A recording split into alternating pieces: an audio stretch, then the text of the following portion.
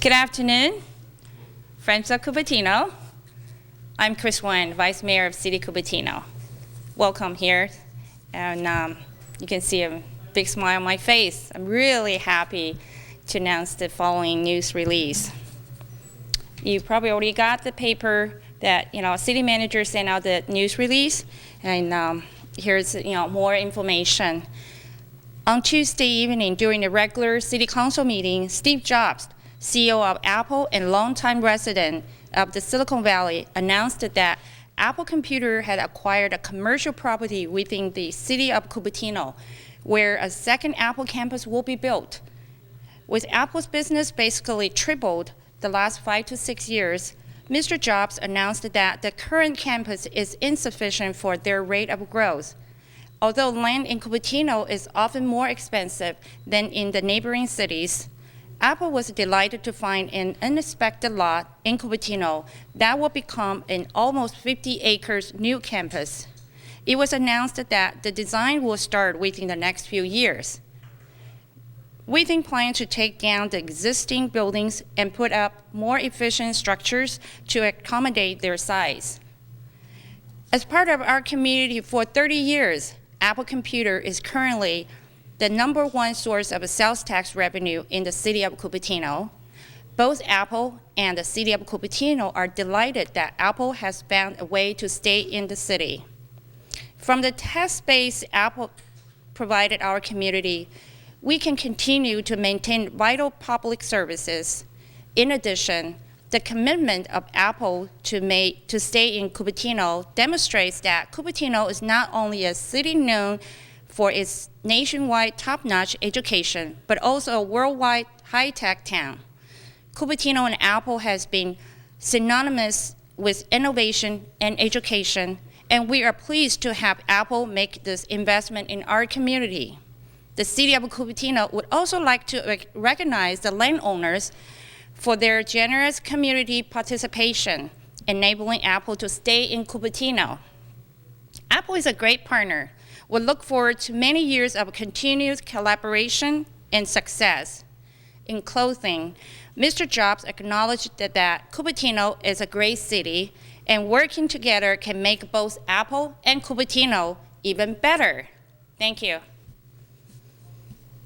Oren, my colleague, Oren Mohan, is also here. Would you like to add something to this news? Or if our city manager, Dave Knapp, you have any information to share, or we're ready for questions? Would you like to make some? No, I think the only thing, like we said the other night, when you have large companies the size of an HP or an Apple or Symantec that are headquartered in your city, and they need to be able to grow, if you can't allow them to grow, you always risk the chance that since they want a contiguous campus, that they're going to want to move somewhere else so they can have that size campus. So that was, one of the scarier things in the back of our mind was we were very happy to hear that Apple was able to put this deal together and was going to be able to continue to grow in Cupertino so that so they wouldn't move elsewhere. Because I think there's a long tradition when a lot of people, when I'm going around the world and where are you from, Cupertino, a lot of people know that's where Apple is from. Otherwise, if you go in the rest of the world, they don't exactly know where Cupertino is. So I think that in many ways, the Apple is synonymous with the city of Cupertino, and we're glad to continue that partnership. Thank you. Any questions? What's on the land now? There's quite a bit of office there now. About 9 buildings altogether. Is it zoned industrial? Yeah, It's right now it's zoned industrial. It's called North Velco, which is in the boundary of 280 North to Primridge, Tentel, and the Wolf Road, almost called Wolf.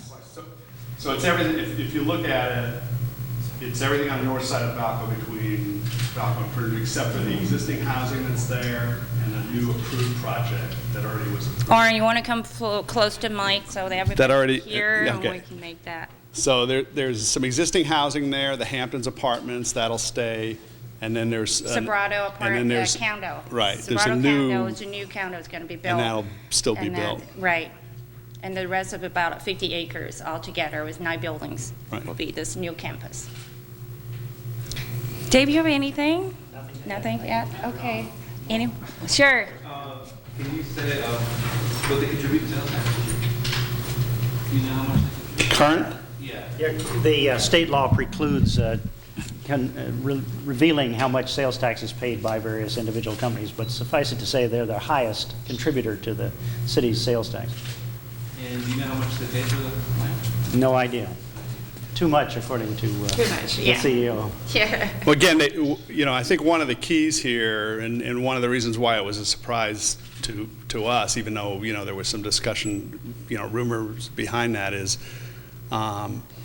because it isn't a single landowner, it's multiple landowners, so they wanted to negotiate, my understanding is they wanted to negotiate those deals separately before the word got out. Otherwise, the last landowner would be in a very favorable position, sort of. I was telling somebody earlier, there's a reason why Armadillo Willie's is still there in the middle of, all that development It over is there. not easy. They had to deal with 9 different owners Right. to put them all together. So, no, after you. Are there any plans for the current satellite offices that they have scattered throughout the area? No, Mr. Jobs mentioned that there are 30 small buildings throughout out the cities, and they were trying to consolidate them into this new campus. So after the campus built, there will be Campus 1 and Campus 2 will be a major campus for the company. We got to get them to put a monorail in between the two campuses. I was going to ask when the second big Apple campus is done, so will be the other so-called high-density condominiums around that area. So do you have any plan to kind of precaution for the future traffic jam over that place? I mean, Dave, I you want to might answer? try Go that. ahead. The current zoning and the future zoning are the same for that area. The fact that the buildings have been underused in the past few years is just an accident of the economy. So you'll find that when it returns to its full use, it'll be about the same density it was before. So we're not talking about changes to the use of the land, only the intensification because the economy has returned and there'll be more people in that area. So that means that you are not going to have a special plan for any traffic issue, for any traffic issue in No, that area? No. what the planned use is consistent with the general plan, and so the general plan would govern and should meet the needs of the area. But two additional things. One is any new development that happens there, and the proposal, at least at this point in time, is to renovate that. In other words, to tear down those buildings and build a new campus. That development would have to have traffic impact studies associated with it. So if they moved into existing buildings, that wouldn't be true. But having said that, and I was on the planning commission when the apartments were done there, the Hamptons, and people were worried there because, there was a lot of, they were worried about the traffic impact there of all those apartments. And it really works very well together because you've got people coming into work at the same time that other people are leaving there, to go to work elsewhere typically. So you've got, they're going opposite ways on the freeway, on the off-ramps, on the off-ramps. Well, but they It typically. depends on what direction it Well, but they comes typically from, are. so- What I'm saying is like when the people that are in, and that's been our experience. If you go, I worked at HP a long time, and when those apartments went in there, it didn't add a lot to the traffic going to HP because they were leaving. So to some extent, they're complementary uses, and the traffic is going in different directions. It's not like everybody trying to get in the same place at the same time. But a study would be done if they want to I redevelop think that what land. city manager just mentioned, that every new application comes in, we'll do some traffic study. That's a process, part of the process. At this point, we don't have any, application Right. in the pipeline, other than Apple, saying the next several years to be complete.